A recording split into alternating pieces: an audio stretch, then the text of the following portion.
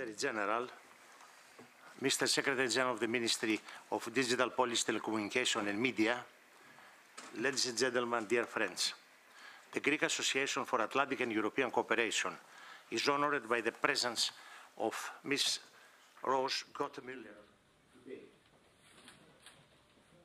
Is the female civilian with the highest post in NATO and the first time a Deputy Secretary General.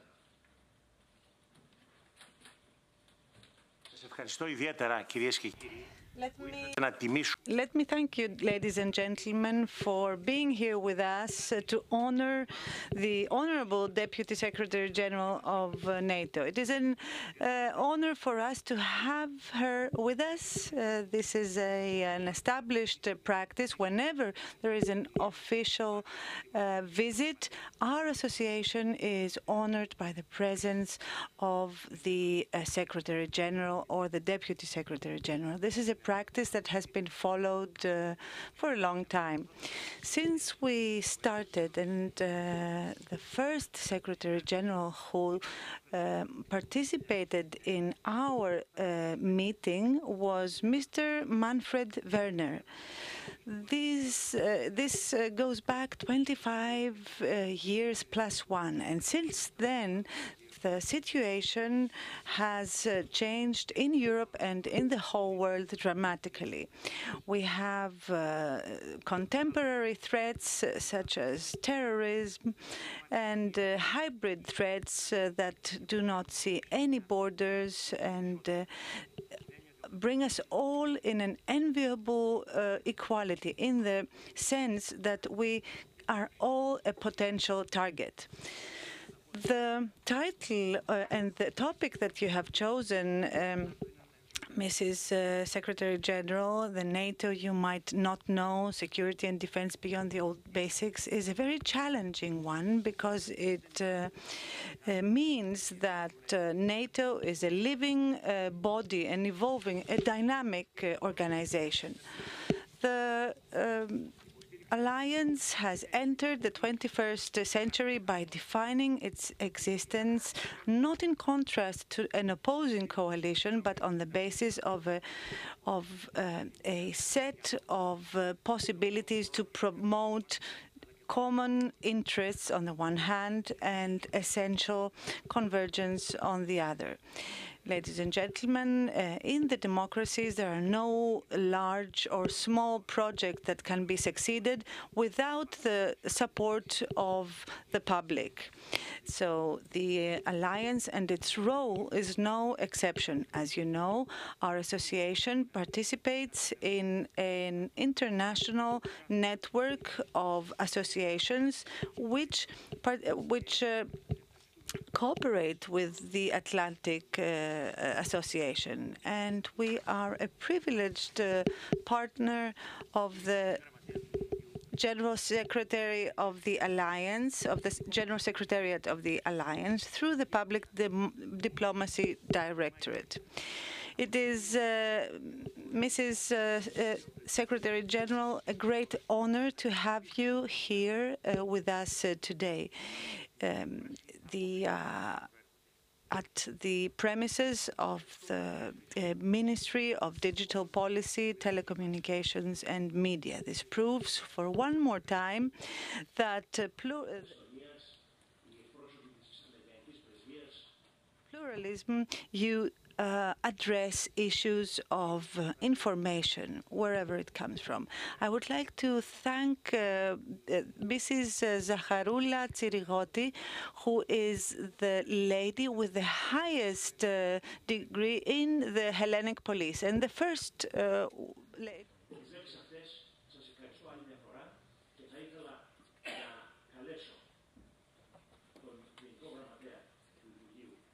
The General Secretary of the Ministry to take the floor.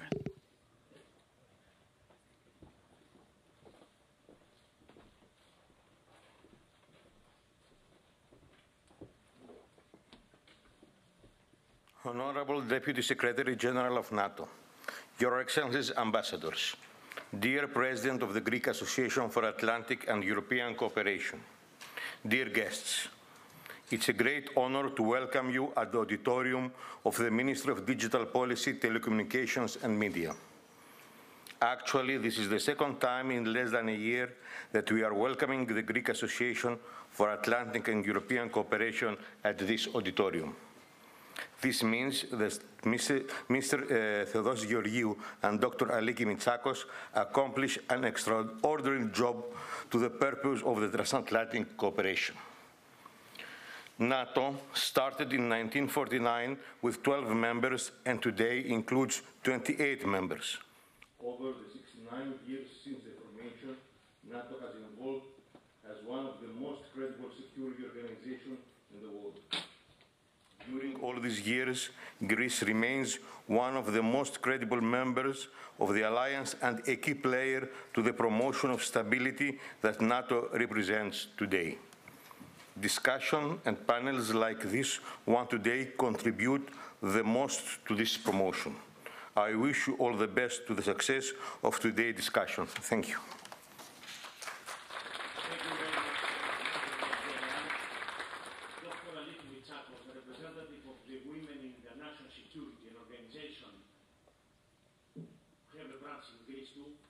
She will present our honorary guest.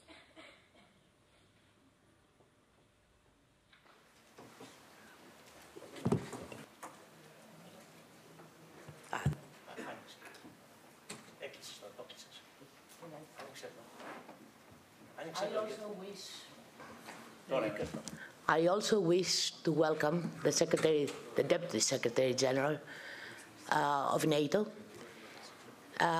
In implementation, 16 years later, the famous 1325 United Nations decision.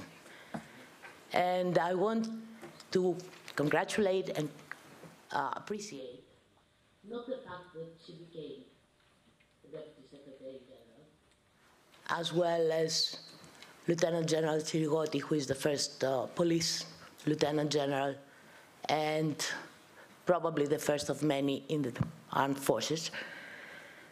But it is the fact that as women, as female, they have managed to train their environment that their work should be appreciated and therefore forwarded.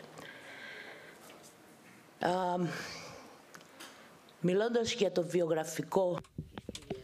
Talking about Mrs. Gottemoeller, and I would like to go on in Greek. Mrs. Gottemoeller has long-standing experience in politics, especially in politics with Russia. She is the architect of the New START, the new Strategic Arms Reduction Treaty with the Russian Federation. She has worked in significant foundations, and it is a great success, I think, that she has assumed the duties at NATO.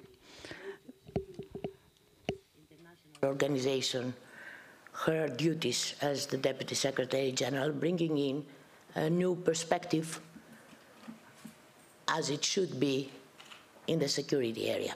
Women in international security is probably one of the few organizations that deal with the sensitive issue of security, a sector that affects most the population, the vulnerable population in areas with problems. I'm not going to say anything more. It's a big pleasure to commemorate the International Women's Day with the Deputy Secretary General, and it is for you to speak.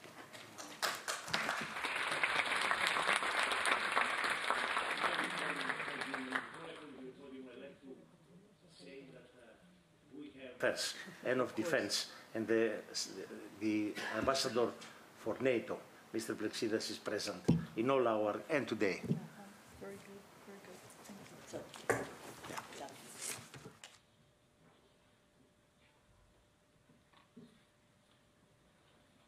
Thank you very much, Mr. Georgiou and Ms. Secretary General, thank you for your very kind welcome, and I'm delighted to learn that there is a WIIS chapter here, and so I'm delighted that Dr. Mitsakis is here today and recollected for us all that International Women's Day is coming up in the next week on Thursday.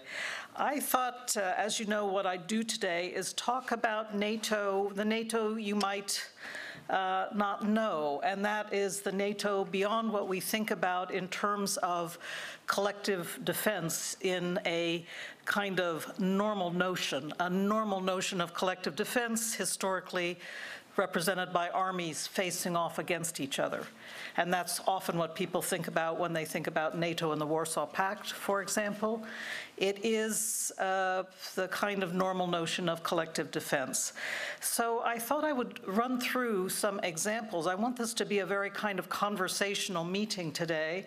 I know we'll hear from Ambassador Stamatopoulos briefly afterwards, but I thought then we could just continue, and I hope a question, answer, comment. I want to hear from you also as I speak today. Thank you very much. So let me run through a few examples of where I think NATO gets beyond the normal notion of collective defense. It's the NATO you might not know. And the first one is an area where Greece has played an enormous role, and that is in the combating of illegal human trafficking. You know, a few weeks ago, the UN Special Representative, Angelina Jolie, came to NATO headquarters, and together with our Secretary General Jens Stoltenberg, they pledged to work together to address protection of civilians from violence, including all kinds of violence, and playing into that, illegal trafficking. So, coming back to what we are doing in NATO, we are going to be focusing on this problem over the next 2 years in a work program that will intensify our efforts. But we're looking to use that as a launch pad to develop a wider and wider spectrum of work together with a number of different communities, including with the United Nations community, on tackling these important and very severe problems for humanity. But with Greece's help, NATO has already been working in the Aegean and the Mediterranean to combat illegal human trafficking. Since 2016, NATO's deployment in the Aegean Sea has helped curb illegal and dangerous human trafficking, working with Greece, also with Turkey and the EU's border agency, Frontex. We have really seen important progress in this area. First, thanks to the information collected by our ships, Greece, Turkey, and Frontex are taking effective action in breaking the business model of human traffickers in the Aegean. This saves lives. UN figures show that the number of migrants crossing the Aegean Sea declined significantly when NATO ships began their patrols, and the numbers have remained relatively low. This shows that international efforts working together truly can have an effect. Second, our deployment provides an additional platform for cooperation among Greece, Turkey, and the European Union regarding the refugee and migrant crisis. And I think this is an important testimony to how we have already been able to have a true substantive effect on this crisis. And third, this is another success story of cooperation between NATO and the EU per se. We are now working more closely than ever before and will continue to do so. I know there's been a lot in the media recently about defense cooperation being built up in the EU and whether there's a competitive angle with NATO. I'll be glad to talk with you about this during our discussion period, but truly what I see is a new era of cooperation developing between NATO on one side of Brussels and the European Union on the other side of Brussels. And you'll see more of that as we prepare for our July summit meeting in 2018. So NATO has made and continues to make an important contribution to stability in the Aegean and the Eastern Mediterranean region and to the situation in the Western Balkans. Here, throughout these regions, Greece plays a critical role. Now, second example. and it's very appropriate, talking more about 1325, UN Security Council Resolution 1325, as we approach International Women's Day on March 8th. But this is something that is year-round for the NATO alliance.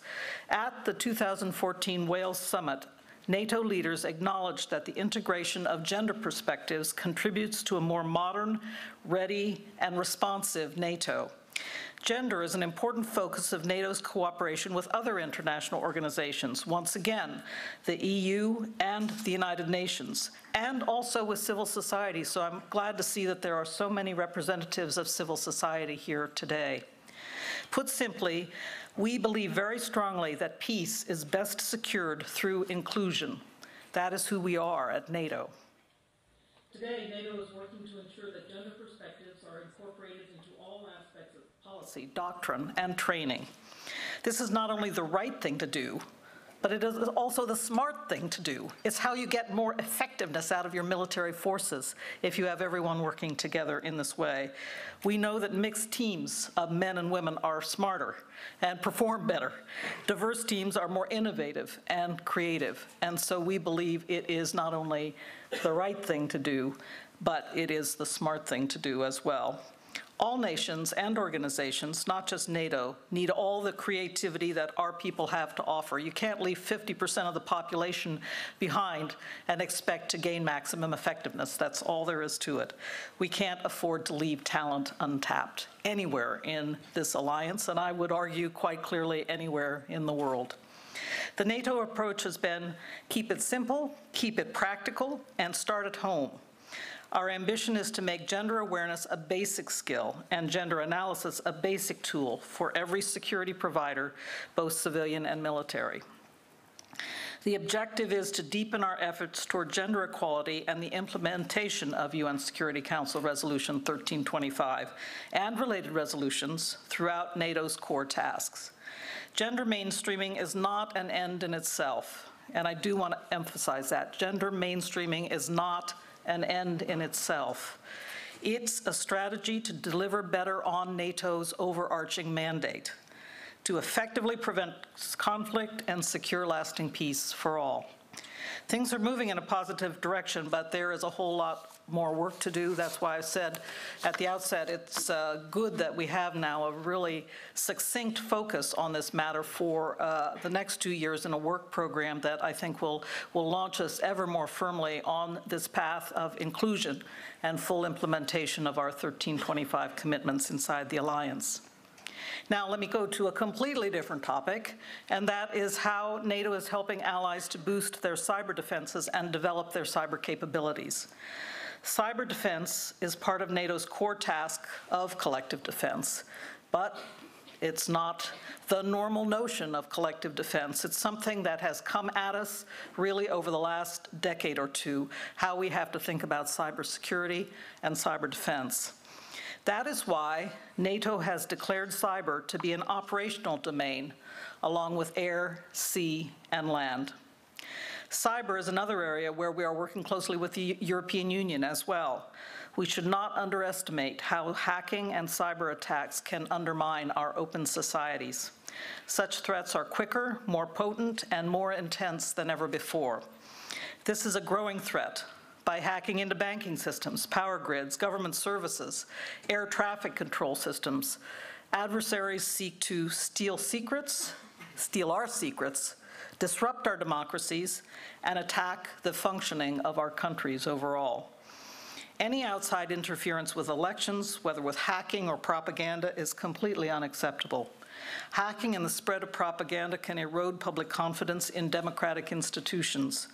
So we are working hard throughout the alliance to make our societies more resilient to cyber attacks. And that is really a watchword of where NATO is concentrating its efforts. Resilience and defense against cyber attacks. And these are important steps, and they will serve us well in peacetime, as well as, heaven forbid, in times of crisis and conflict. Now, I've said a few things about NATO and the EU working together, and one of the really important points I want to stress Again, we can come back to defense cooperation if you like in the discussion, but I really want to stress that NATO and the EU are working together all the time. It's been woven up through my remarks so far, but I want to say a few more things about some of the particular ways we have been working with the EU. We are working on terrorism. NATO and the EU are natural partners. We share the same values, the same challenges, and many of the same people. More than 90% of EU citizens live in a NATO country. Over the past 18 months, we have made unprecedented progress in NATO-EU cooperation. NATO and the EU are working together not only on terrorism, but in areas like cyber defense, intelligence sharing, military mobility, and other critical topics. We are both part of the so-called global coalition to defeat ISIS, and that has served to hone and strengthen our cooperation across the board. We have agreed to increase our cooperation in the fight against terrorism by strengthening the exchange of information and coordinating counterterrorism support for partner countries. In Afghanistan, NATO has built up the Afghan military to a highly trained force of humanitarian aid. So the work that NATO does and the work that the EU does in the case of Afghanistan fit quite well together and complement each other, and we see no reason why that complementarity can't develop across the board as we enhance and strengthen our cooperation with the EU overall. Counterterrorism is one of the tasks of NATO's Operation Sea Guardian also, which is supporting the EU's Operation Sophia. In 2017, Sea Guardian conducted operations in different parts of the Mediterranean to enhance NATO's maritime situational awareness. So, let me give you a few concluding thoughts before we turn to Ambassador Stamatopoulos and then open the floor for your questions. Today, I've talked about NATO beyond normal notions of collective defense, the NATO that you might not know. In truth, right now, NATO faces the most serious challenges to our collective defense in a generation. Russia's illegal annexation of Crimea and the ongoing destabilization of Ukraine, turmoil and violence across North Africa and the Middle East, terrorism, cyber, and hybrid threats that we must confront. Over the past several years, allies have responded with unity, speed, confidence. They have implemented the biggest increase in our collective defense since the Cold War. We have been tested in the past, and we have succeeded.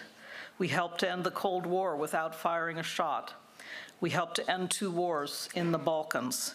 And we are the most successful alliance in history because we have been able to adapt as the world has changed. So adaptation and modernization are watchwords of this alliance, and they must continue to be so. That's one of the reasons why I so welcome this audience that contains so many younger faces, and I'm really glad to see the students here today. I hope you'll be willing to ask me some tough questions when we get to that point, but I really, truly welcome, because NATO is not only for me and the grown-ups in the room or those getting close to retirement, you know, at the end of their careers, but NATO's for you as well, and it is going to be there for you throughout your lives and throughout your careers. So your commitment and your understanding and knowledge about NATO will be an important source of support for it in the years going forward. We are really committed to continuing to adapt and modernize this alliance to make sure it continues to be your alliance going forward. That means we have some tough threats to confront. I mentioned cyber, but the burgeoning of new technologies is going to take, you know, the whole technology arena far beyond where we are today. And we're spending a lot of time in NATO today talking about the advent of artificial intelligence, for example, and what that means for the future of warfare, for the future of conflict, and for the future of our defense responsibilities to the allies, the members of the NATO alliance. So it's an interesting time to be at NATO, to be confronting these threats, but I, for one, think that it's the NATO that you might not know, the NATO that is tackling these new and different security challenges, the NATO that is trying to bring more inclusivity to how we think about these problems, to how we try to tackle these challenges. I think that's the NATO of the future, to tell you the truth. It's not the NATO that's built around normal notions of collective defense. So I thank you all for your attention. I thank you all. I see a number of uniformed folks arrived toward the end. I'm very glad you could make it, and really look forward to our question and answer period, and I'll do my best to answer your questions, but also welcome your comments. So thank you very much indeed.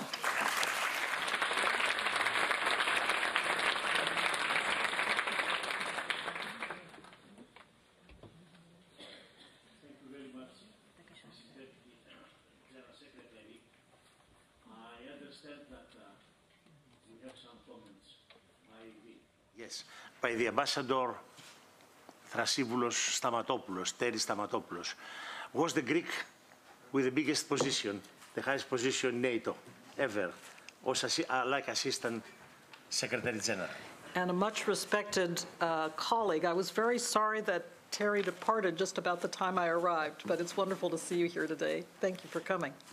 Thank you, Rose. It's a pleasure to be with you. Let me start by saying, mentioning my appreciation to Mr. Georgiou and Mrs. Dimakou for setting this up. And I'm not surprised maybe to see that we have a full house here.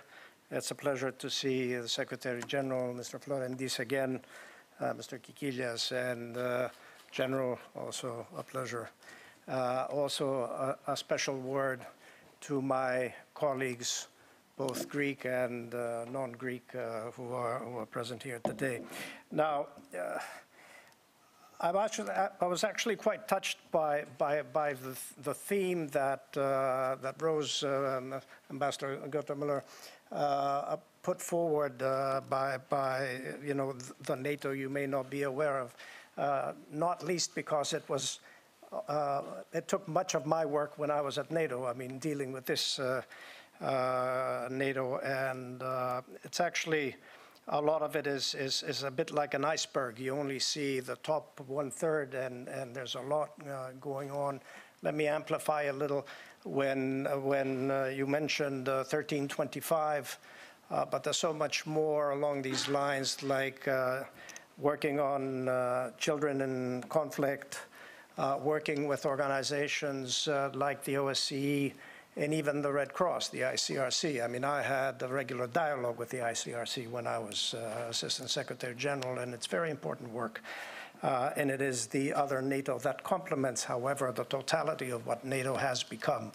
Not so much a defense organization, or not only, but a broader security and a political military organization, not only a military organization. Now, a few comments very briefly on what Rose said to leave time for Q&A. I'd like to focus on two things. One is NATO is focused now in terms of defense and security in the broadest sense towards the east and towards the south. The focus towards the east is much better understood, and it's I wouldn't say simpler, but more straightforward, because it focuses on a more traditional role that NATO has had, and Article 5, collective defense potentially, one hopes only. The South is, even though I'll come back to that because it has become a little more complicated, the South is much more complicated, because what is happening in North Africa, in the Middle East, and the Gulf, partly in Afghanistan also, is much less a traditional threat. And that brings me to NATO-EU, because that is, I think, where much of the focus of the cooperation between the two organizations needs to focus on. The South, as I said, is much more complicated. It requires a much more comprehensive approach. And this is what cooperation between NATO and the EU can bring. NATO is an extremely efficient organization, but the EU has more tools, especially to deal with that kind of threat. At NATO, we developed projecting stability, which ties into this. So the two organizations can work together, and this was the basis of much of the work that we did, even during my tenure, in promoting this. Now, some of the things were mentioned, cyber especially, military mobility you mentioned. I don't want to go into that too much. I saw Jens Stoltenberg and Federica Mogherini walking out hand in hand after the ministerial, but they've got a lot of work in front of them to get military mobility to work, because it involves NATO, it involves both institutions of the European Union, both the Commission and the others, and it involves member states, both at NATO and on the EU side. But it's very, very important. Another area that you touched upon briefly is hybrid. This is a new kind of threat, if you like, or a much more sophisticated evolution of something that has existed in the past, and that we find in the East as well. And their cooperation between the two organizations, I think, is crucial to address this threat. And a lot of work was done developing a common playbook and things like this. I don't want to get too technical and confuse everybody here. So I'm not talking about a division of labor, because I can see the EU having a military role as well, especially in the south. We have seen some indications of this role in Mali, for instance, and so on and so forth. But I think this can evolve much more and have the two organizations cooperating. I'm a little worried, I have to say, now that I don't have an official capacity, about a few of the messages that are coming out of the new administration in Washington with reference to EU defense. I think we shouldn't focus too much on the competition. We need to focus much more on the cooperation. Finally, I can't agree with Rose more. Beyond NATO-EU, it's broader, beyond norms of collective defense. This is what lies ahead, a much more sophisticated approach to defense and security. Thank you very much. Thank you, Ambassador.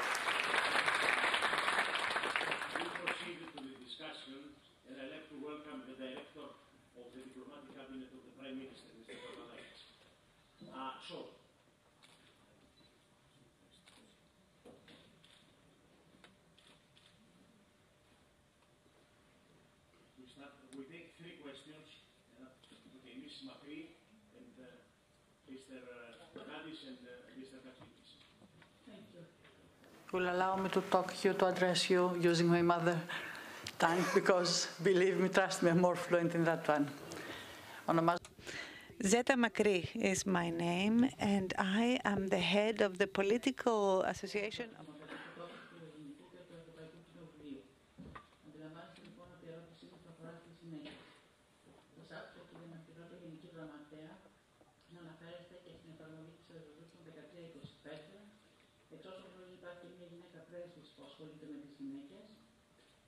Βεβαίως ο τίτλος της τοποθέτησής σας ήταν το ΝΑΤΟ που μπορεί να μην ξέρετε. Δεν ξέρουμε αυτά που κάνει το ΝΑΤΟ για τις γυναίκες και τη βία εναντίον του. Δεν μας έχουν γνωστοποιηθεί όσο επαρκώς θα έπρεπε, και ενδεχομένως θα χρειαζόταν και συνεργασία με την Ευρωπαϊκή Ένωση, όπως ο πρέσβης είπε προηγουμένως, έχει περισσότερα εργαλεία. Ευχαριστώ πολύ. More about that and the EU and what the EU also does. The ambassador could tell us. First of all, I would like to congratulate you and thank you for your presence. Last December, the permanent structure of cooperation within the European Union has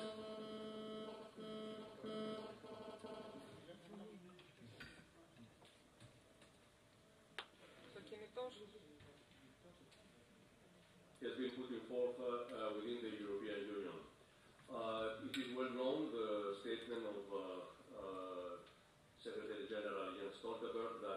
after Brexit, the 80% of NATO budget will be covered by non-EU countries. It is well known the modest budget of PESCO, less than $7 billion. It is well known the figures about the budgetization of NATO countries and EU. My point is how we can find a better way to coordinate these two entities. Of course, all the Europeans coincide, almost coincide, that PESCO will have a complementary role to NATO. At the end of the day, we have to find a functional way of cooperation. Which is your visualization on that?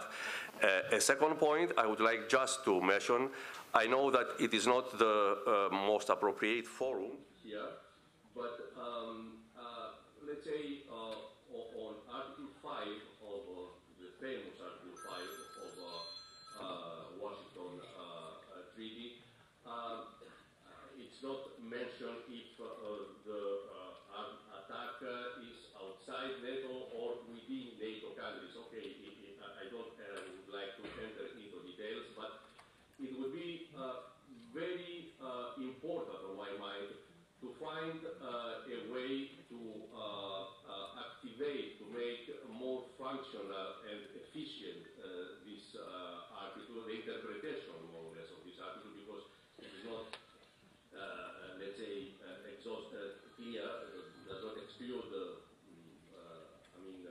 interpretation for internal threat.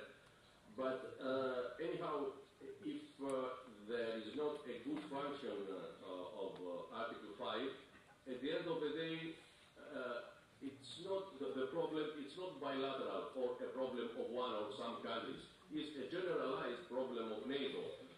That's why it is very important to find a way for this article for the collective defense to start and to function in a more efficient way.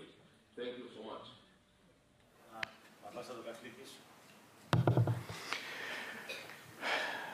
Mrs. Deputy Secretary General.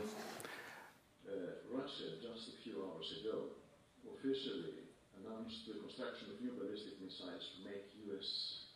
missile defense system useless.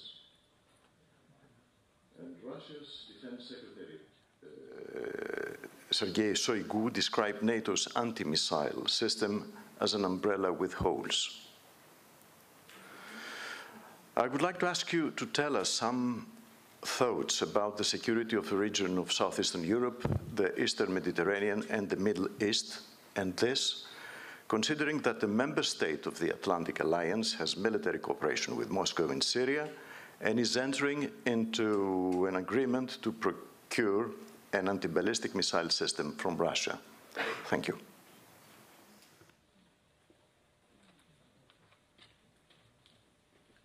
Let me begin by addressing further what NATO is doing in implementation of 1325. I mentioned addressing threats and violence against civilians, including sexual violence. I want to stress, and it is quite right to stress, that this involves not only women, but all civilians.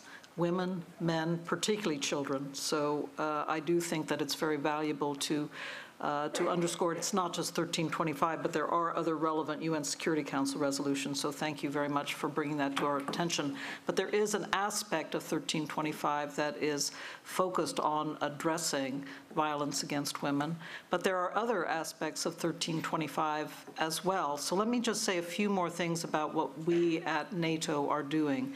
We are trying to be very pragmatically focused at ways that we can bring more effectiveness to bear exactly on military operations we may be involved in, or counterterrorism operations. And I'll just give you, in order to illustrate, a pragmatic example. NATO has been involved in these issues for many years in Afghanistan. And one of the projects that we have undertaken in recent years is to build dormitories, to build barracks for female recruits for the Afghan National Police. They were finding it impossible to study because they didn't have their own barracks, their own dormitories, their own places where they could be safe to study, train, and live while they were getting their training to be national police.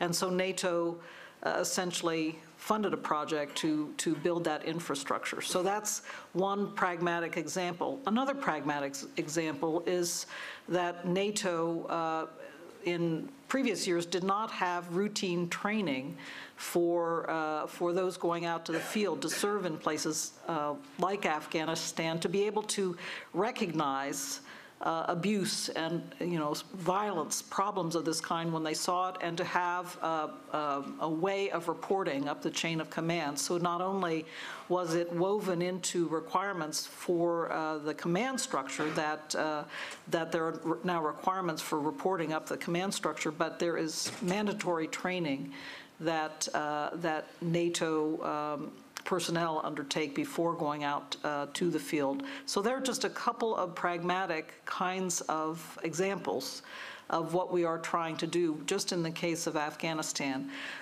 So that's NATO looking out, NATO looking out. But there's the other problem of NATO inside the headquarters walls in Brussels. I'm the first Deputy Secretary General that happens to be a woman. There are no Assistant Secretary Generals, that's the next layer down in the organization, at the moment, who are women. Our upper management is not very, how shall I say, female-oriented. It's primarily men. We need to do better in that regard, and we need to do better in terms of providing upward mobility for very talented young people on our staffs, but also very talented women who are at the lower levels now. So there are institutional steps that we have to take on the inside of the alliance as well. So it's that broad spectrum commitment that I see now at NATO. I'm very glad about it. You pointed quite rightly, we have a new Secretary General Special Representative, Claire Hutchinson from Canada, very energetic. She just arrived in January and is off to a fast start. So I do think that this will be an area of growing involvement and effort, both NATO looking inward, but also looking outward. Second, questions about PESCO.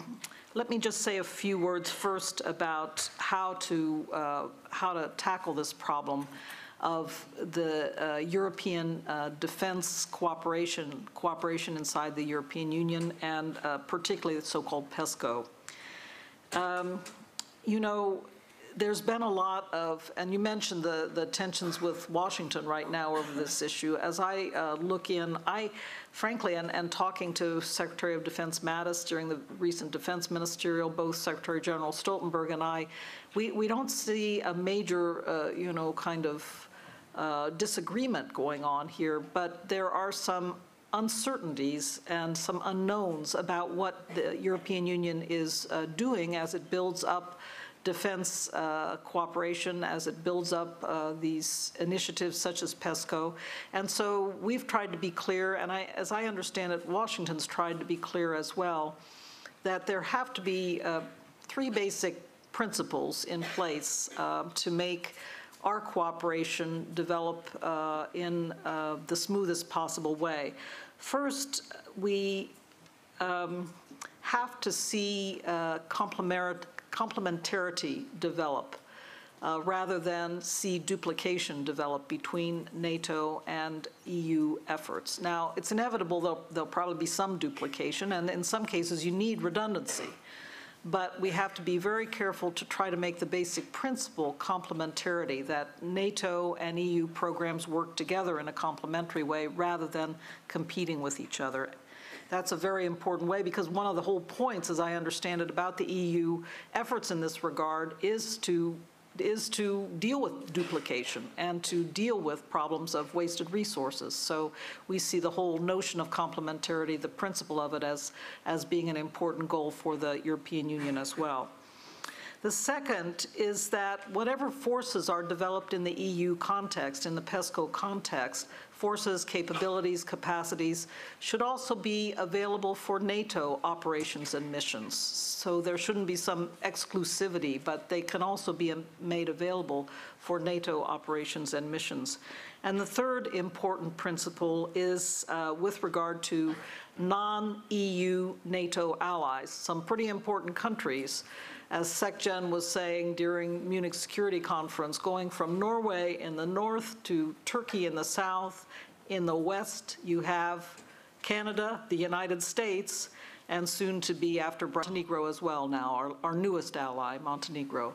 So there's work to be done to make it an inclusive kind of cooperation for the non-EU NATO members and finding ways to make what is going on inside the EU both transparent but also accessible to the non-EU NATO allies. That's an important principle as well. So the dialogue is pretty developed right now, and I'm glad to say that there is a very open dialogue between the two sides of town right now. And I think you'll see as we move toward the NATO summit in July, and enhanced both attention to this matter, but also enhanced clarity as we work on a joint statement for the July summit that will once again, as at Warsaw, bring together SecGen Stoltenberg with Presidents Tusk and Juncker. So there will be a joint statement between EU leadership and NATO leadership that will serve, I think, to pull some of these issues into sharper focus. On Article 5, it is important, I think, to think about the new challenges and how they might be affected or how they might affect an Article 5 decision. One of the important discussions at NATO right now is how to turn cyber into a domain of operations, just as I mentioned, as air, sea, and land are domains of operations. So these are important new realms to consider.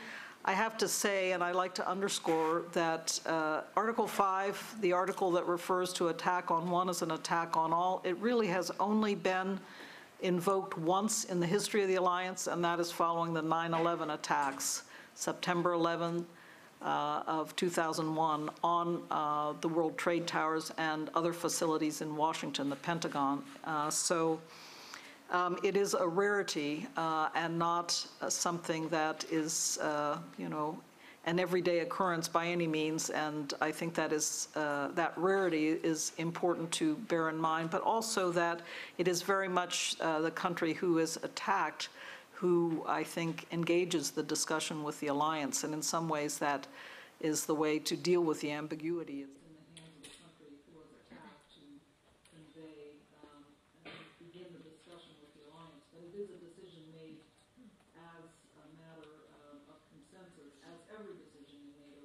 As a matter of consensus among all 29 members of the alliance. Interesting what we've heard from Moscow in the last days about nuclear weapons. I will just say two things in this regard. First of all,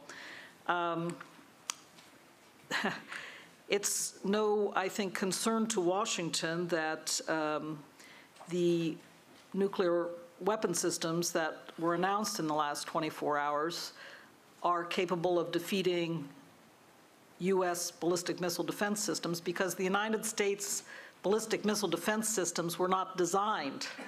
They were not designed to in any way counter this Russian strategic offensive deterrence. They are a limited ballistic missile defense system that is focused very much on the threat emanating from North Korea.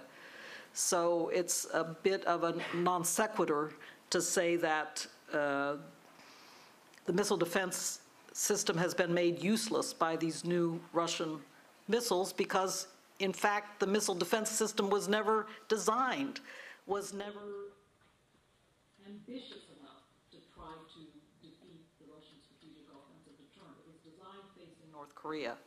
And the United States accepts, as was just said in the Nuclear Posture Review rolled out last month, that the United States accepts a condition of mutual deterrence with Russia, meaning that it's the balance of strategic offensive forces that keeps the peace, not an attempt by one side or the other to defend against missiles. So this is what we call the nuclear priesthood theology, but nevertheless, I think it is important for you to understand that the United States has not been attempting to defend against Russian ballistic missiles. It accepts mutual deterrence. It accepts mutual vulnerability with Russia with regard to the strategic nuclear forces.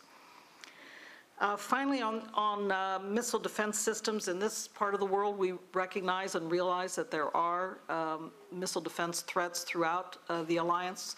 In talking to NATO members about the problem of more regional missile defense threats, we are always emphasizing that it is important to consider interoperability to gain the maximum defense effectiveness, the maximum military effectiveness in defending.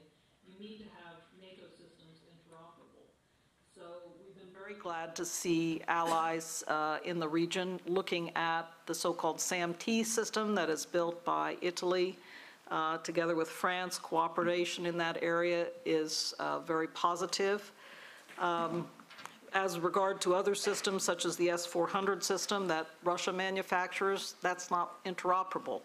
In our opinion, it does not therefore gain the kind of maximum defense effectiveness for any ally, because it cannot be linked in with other NATO allied systems. And so I think these are all important considerations that have to be borne in mind as countries are making decisions about defense expenditure using frankly, pretty scarce defense resources. So, thank you. Thank you. We will now use the round of the young. So, I expect questions by students now, or students of the academy. Okay. Honorable Secretary General, Deputy Secretary General, thank you very much for your speech. It was quite thoughtful. My name is and I'm a postgraduate student, undergraduate student at the Faculty of International Relations at the University of Thessaloniki. I would like to pose two questions, if I may. The first one is my consideration about the supplies of S-400s on Turkey. I know you already mentioned the importance of Turkey as an ally at the NATO cooperation and the defense in the Mediterranean and Aegean. However, does this apply war in NATO and the West, and how should we react to that? And the other is a more personal question, if I may. As a woman who is in a leading position, you may have faced a lot of difficulties. I guess it is quite interesting for us young women to hear all these difficulties and maybe a few advice that you may. Thank you.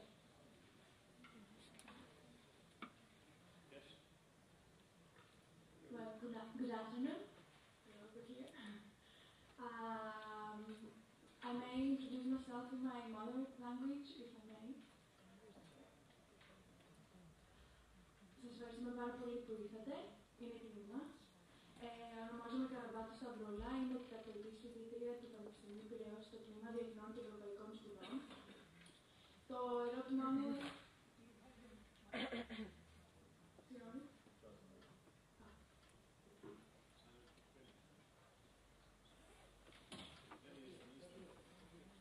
Να ακούτε τώρα? I'm sorry for the inconvenience. I'm sorry. As I said before, το όνομά μου είναι Σταυρούλα Καραμπάτου. Είμαι κατακριτής φοιτήτρια του Τμήματος Διεθνών και Ευρωπαϊκών Σπουδών στο Πανεπιστήμιο Πειραιώς. Και η ερώτηση μου είναι να κάνει πάρα πολύ συγκεκριμένο. Πέραν του εξοπλισμού της Τουρκίας που βλέπουμε και μια επιθετική στάση της Τουρκίας γενικά στην Ανατολική Μεσόγειο, καθώς και στην νότια πλευρά της και αφορά την Κύπρο και την Ελλάδα μας. Ποια είναι λοιπόν η θέση του ΝΑΤΟ προς αυτήν την επιθετική τάση, εφόσον βλέπουμε ότι η Τουρκία δεν είναι εκεί και μπορεί να εμβολιάζει και όλες τις ελληνικές κτεωρούς εντός ελληνικών υδάτων. Και ευτυχώς δεν διεμίζαμε θύματα. Σας ευχαριστούμε πάρα πολύ.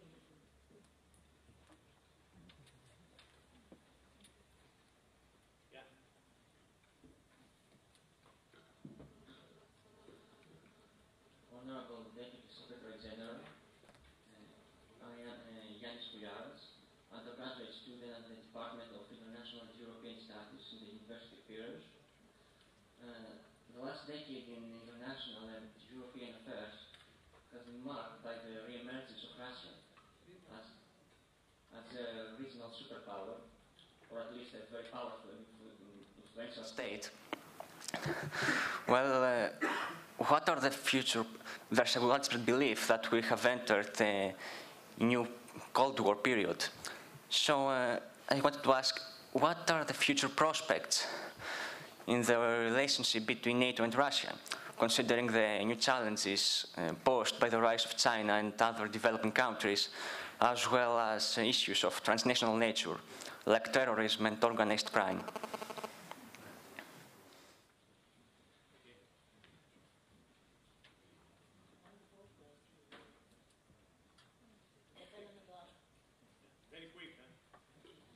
Good evening, the Honorable Deputy Secretary General.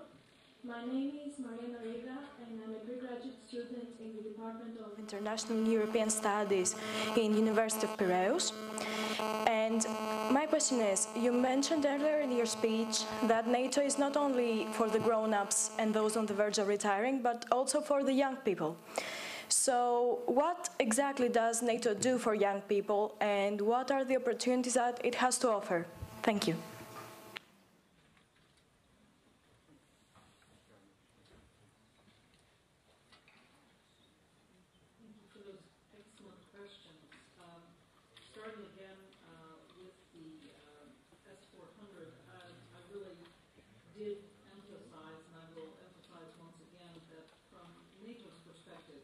All of the allies make decisions about what weapon systems they're going to buy, what hardware they're going to buy, what equipment they're going to buy. That goes for every single ally. It's your sovereign decision to buy what you determine, you need. However, NATO does have a system of cooperating together among the allies to develop what we call capability targets. So all 29 allies work together with NATO staff, with our military as well, to develop capability targets. And so that's to try to ensure that the acquisitions across the alliance are, coming back to that word I used with regard to EU, are complementary, that they fit together in a way that maximizes the defense effectiveness for all.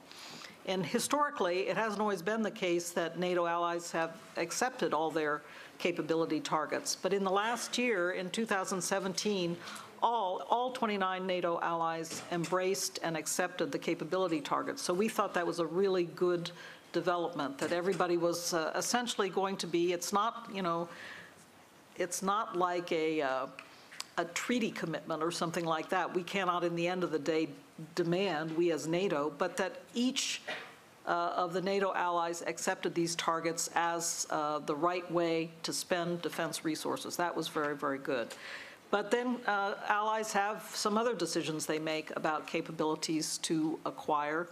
Again, in those cases, as in the S-400, we really, and I emphasized this when I was in Turkey back in January, we really believe that it's good for each country's defense and greatest defense effectiveness if systems are interoperable, if they can operate with NATO systems. And the S-400 is not interoperable with NATO systems. So, of course, it's Turkey's sovereign decision what they want to buy. But from our perspective, and we continue to argue, it's important to look for maximum defense effectiveness. So that's just adding to my previous answer. That's what I'll say about that.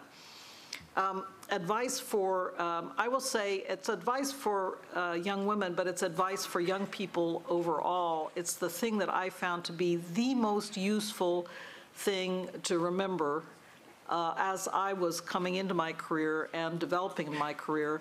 It's very simple advice, and that advice is never apologize. Young people, and you may have experienced it, I'll just tell you a little vignette how I came to this, because many of you are in graduate school. When I was in graduate school, I came into a seminar one night. It was on some technology matters.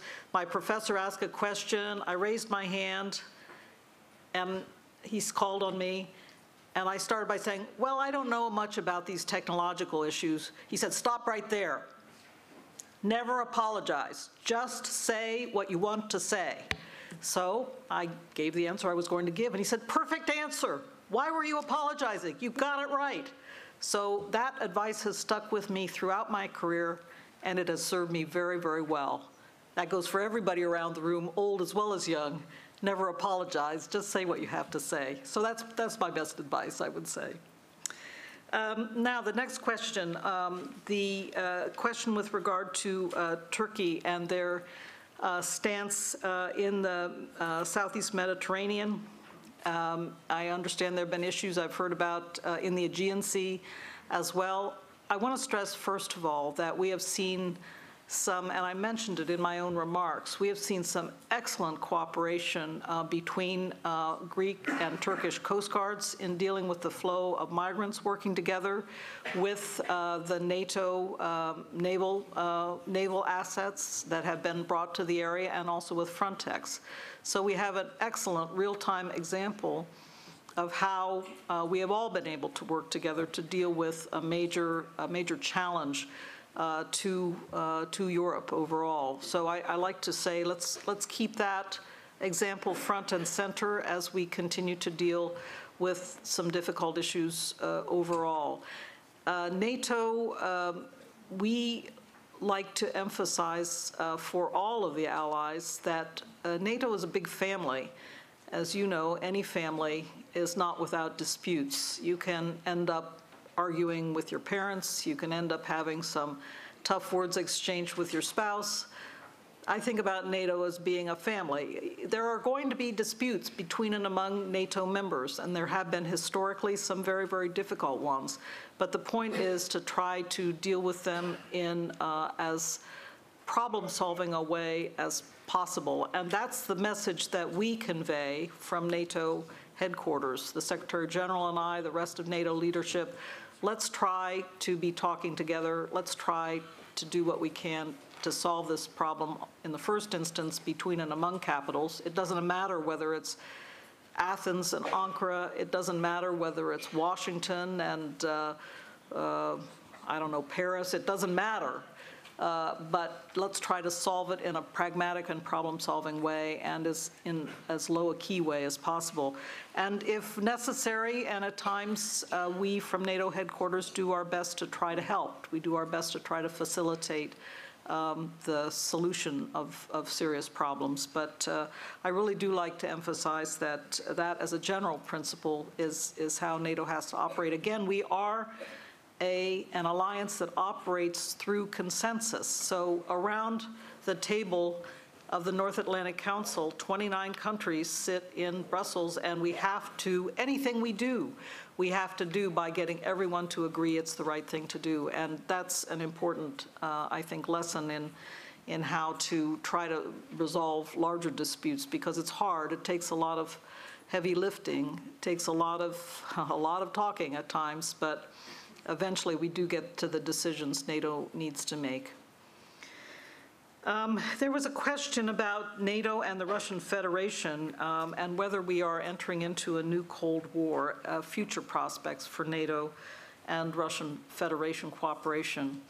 I will say as a first matter that NATO, from our perspective, we are pursuing a two-track policy, that we are working hard to ensure deterrence and defense because of those actions in 2014 when Russia seized Crimea and began to destabilize the Donbass.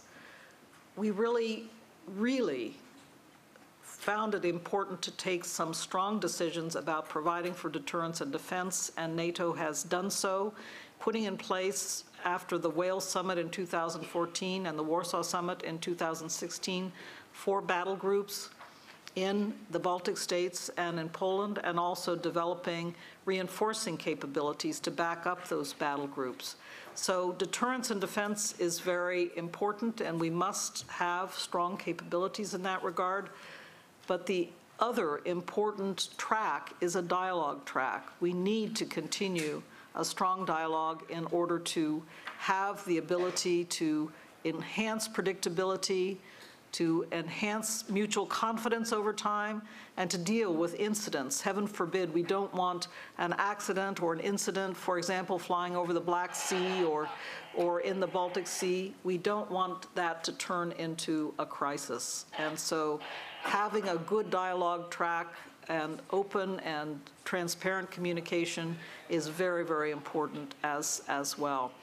Final thing I'll say on whether there's a new Cold War or not, I think it's very important to focus on the differences with the Cold War. Just by way of example, during the Cold War years, the United States had up to 400,000 troops deployed, permanently deployed in Europe. That meant they were there with their families. That meant they were there, you know, their kids went to school there. They were living there. They were permanently deployed.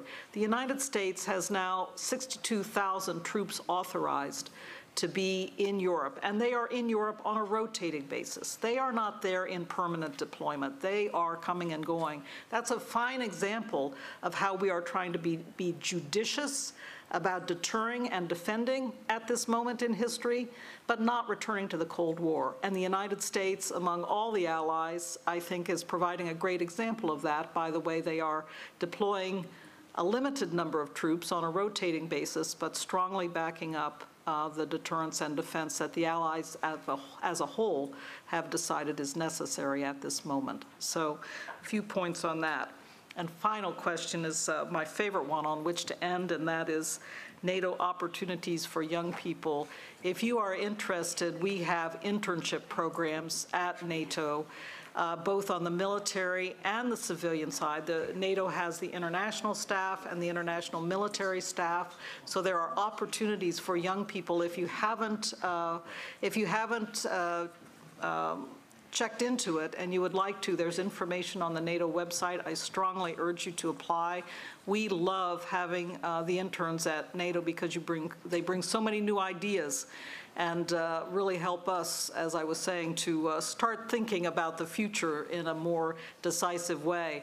Also, I know that each of the NATO allies have interns in the missions in Brussels, so you might also approach your own government, the Greek government, and I don't know the details of those programs. Perhaps Terry does, or others here at this table can help to inform.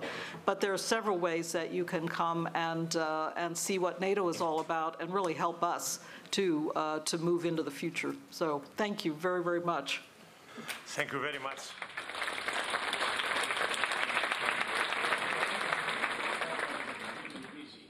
And all these young people, they have not the possibility to discuss with you. But I like to say only one word. If you like to spend 3 days in the summer with us, without tie, like Kolida Grabar has spent in Crete, we like to welcome in our campus in Suda Bay to discuss with young students for 25 nations. Fantastic. So thank you very much again, and your escort will take you. For the young people, I have an information by the Public Diplomacy Division, Mrs. Afendouli. If you like to stay to discuss, we can do that. Great. And let me just say once again, thank you. This has been a great audience. I've really enjoyed having the opportunity to talk with you. I wish we had more time for questions and answers, but fantastic questions, and I do hope to see you at some point in NATO. Thank you.